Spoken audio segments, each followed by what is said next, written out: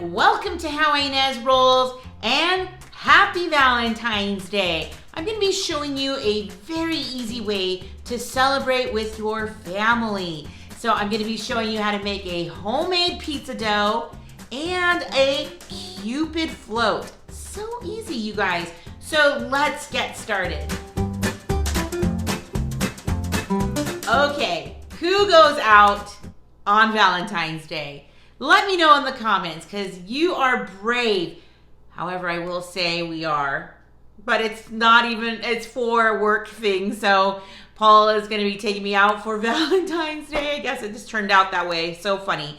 So I'm going to be showing you today, which is Wednesday, and I'm going to be showing you tomorrow on Thursday, just some really simple recipes that are so good. And I always think the simple, the better it tastes almost. So the first thing I'm going to show you right now is a very simple pizza crust. Now I was organizing my closet upstairs and I came across these cookbooks.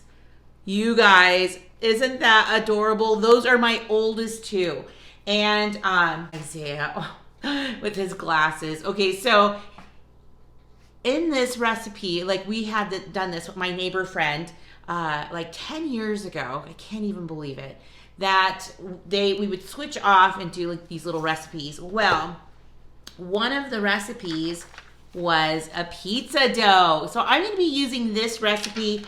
I'll be adding it in the description box below, but also just I'm going to be putting the ingredients in the description box below and just kind of some more abbreviated directions. But I'm going to hope that you're going to be watching me right now as I get everything ready. So let me show you what you're going to need. Just super easy. You'll just need 3.5 cups of flour, a tablespoon of yeast, which is about one of those packets. You'll need a tablespoon of sugar, a teaspoon of salt, and then just 1.25 cups of warm water. And that is it, you guys. So I'm going to bust out my hand mixer. No, the stand mixer.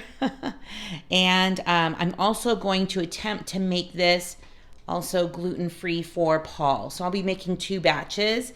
So I'll show you how I'm doing this one. All right, let's get started making some pizza.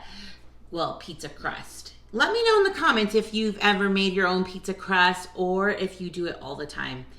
I think it even tastes better. Over here I have Paul's gluten-free one, and I'm just not happy with the crust. I had to add a little bit more water.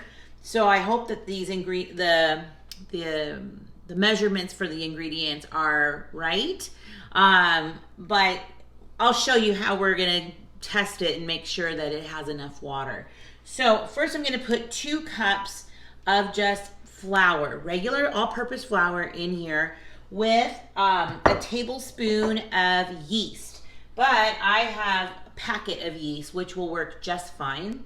We're gonna put a tablespoon of sugar and a teaspoon of salt, and then we're gonna add in that warm water. And I'll bring you closer. So I have my 2 cups of flour here, and then off to the side I have the remainder of what you're gonna need, which is 1.5 cups. That's for the salt. That sugar is so important for the yeast. I have to finish up this sugar, you guys, so I can open up my new sugar. It's getting there. All right, so my mixing bowl is over there, so I'm hoping that this will be just fine. We will see together. All right, so I am going to add in that warm water. Now, it doesn't need to be hot water, just kind of like what you would bathe a baby in. So let me know if I'm correct with all of that. My bread makers out there. Nothing too hot, so let me go get that water. It's a little rough, but I think it'll be just fine.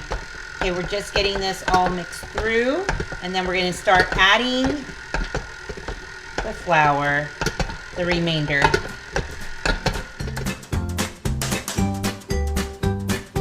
So So this container was a little small, and I just want to kind of mix it in. I did, you guys, have to add a tiny little bit more water, maybe like a 1/4 cup. So I will adjust that on the recipe as well.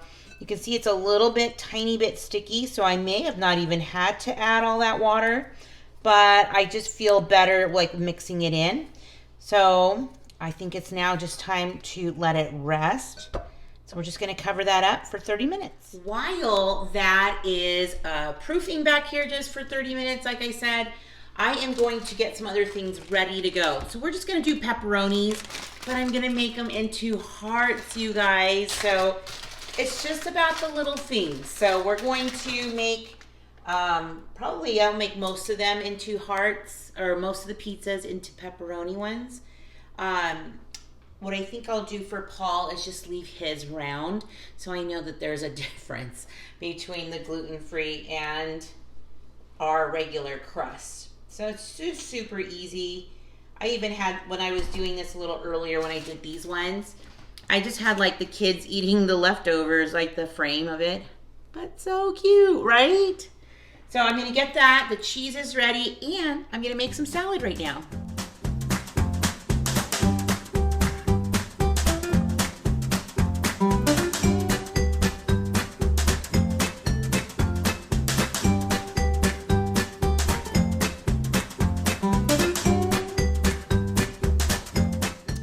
So a few things that I need to mention is when I was making the hearts, I just used my kitchen shears. I disinfected them, or I washed them in really hot water.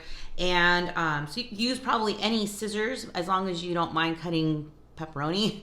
And then I'm gonna wash them again and put them back in the drawer. So these are kitchen shears, so I figured that's good enough. Plus, with making a salad, I'm the only one who eats salad dressing.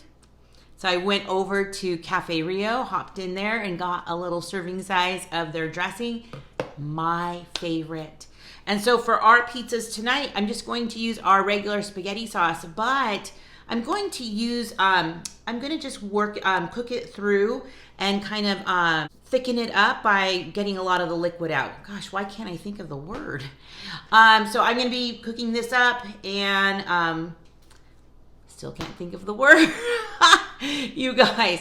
So that way when you're putting it on your pizza, it's not going to be so runny, because these have a little more water in them. So we want to get that extra water out so that the sauce will stay on the pizza crust. So not get like watery.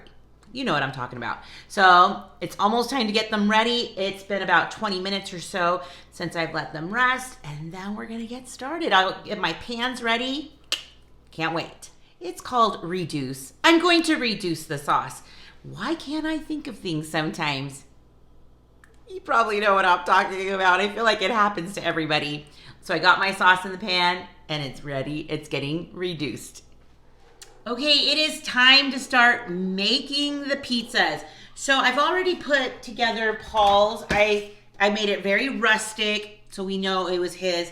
And the way that gluten-free flour is, it's not the best. So working with regular flour, it was much easier. And so when I am ready, I've put some aluminum foil down, and I've already sprayed it. Plus I've sprayed my dough, so that way it won't be sticking to my hands. I'm not using extra flour for this, which is what you would kind of do with when you're making bread and stuff. You'd put more flour on it. So I'm just also gonna just kind of rustically just kind of push it out, and I'm gonna try to make it into a heart. Let's see if I can do this. Okay, so I have the first one out, and you can kind of see right there. I'll show you up close. It does kind of look like a heart. I'm so happy. So I'm gonna do the second one. Now these are not thick crust. I don't have a huge outward ring, so to say. But I am going to be putting all the toppings all the way to the end. I thought that would be better for what we're using this for today. So I'll bring you closer.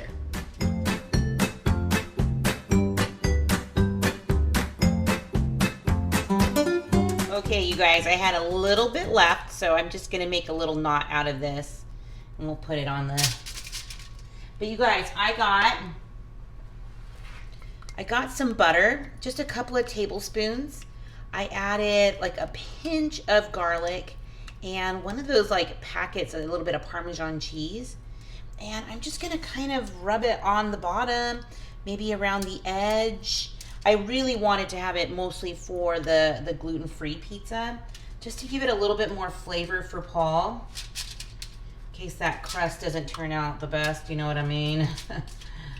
But for this, I'm just gonna kind of give it a light, because we're putting all the toppings on. And I think these little hearts turned out super cute. Oh yes, and I can put this all over that knot. Now this is gonna be going into a 475-degree oven. So I have it going right now to heat up. Oh, it's already smelling delicious, you guys. A little bit of this reduced sauce. Put it all the way to the edge. Now, if you want to have a crust, by all means, make one. Time for some toppings. You guys, I have this white cheese is Monterey Jack, and I also have mozzarella. You could throw some cheddar on this. It's really your choice. And that's what's so nice about making your own pizzas, is you can make sure you make it the way you like it with the toppings you want. So I'm gonna make one cheese, and then I'm gonna make one with pepperoni. These cute little heart pepperonis. Look at how cute they are. So, so, so cute. A little more cheese in these areas here and here. We're not huge, like, we're not extra cheese people. Just like a little bit. This is the best, you guys. And nothing says love like a heart-shaped pizza, am I right? And I'll show you how to make that Cupid float when we put these in the oven. But it'll be also just a little extra something for the dinner. All right, you guys, this one looks ready. I love it. So these are gonna go into the oven right now for 10 minutes. So I'm gonna keep an eye on them in case they start to cook faster or they're starting to get a little more crispy. I can move them down a rack, but I'm gonna put them in the center and call it good. So what do you guys think so far? These ones are Paul's, but they have to have some little Valentine hearts on them, right? Whoa, look at these, you guys. These look so good. So I'm just gonna check the underside a little bit and just make sure that they have come to a complete cook. So, but they look really good already to me, and this was about 12 minutes. So I'm just eating this garlic knot. Oh yeah, it's so good. The dough, so delicious. Oh, so good. Okay. So I'm gonna show you then a little something special to have with your dinner, and it's just a Cupid float. And what we're gonna need is, you can get some cherry 7-Up, you can get anything that has a pink flavor or pink coloring for soda. I bought this diet grapefruit. I asked the lady at the counter if it was pink inside, and she was like, oh yeah. Oh no, it wasn't. However, these are like Frescas. So I think what I'm gonna do is add a tiny bit of food coloring to it. We tried it a little while ago and it was totally fine. So first I'll bring you closer and I'll show you what I'm gonna put in it. So you'll just need some vanilla ice cream, some red vine licorice, and some kind of pink soda. Not this pink soda, but you know what I mean. So we're just going to fill about, oh, I don't know, about halfway or so. Let me just get one drop in.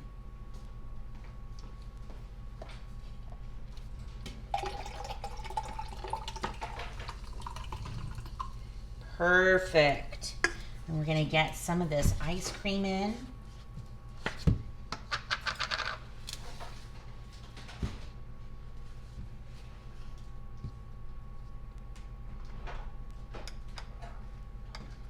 Oh, yes.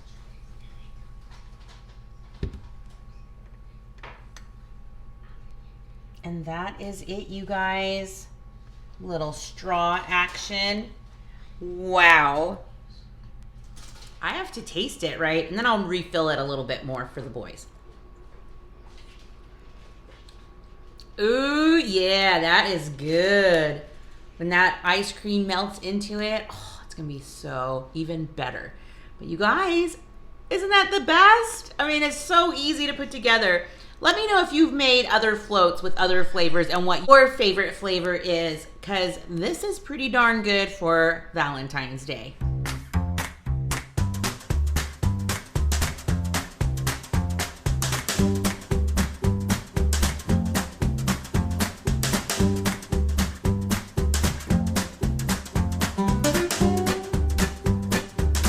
That's it, everyone.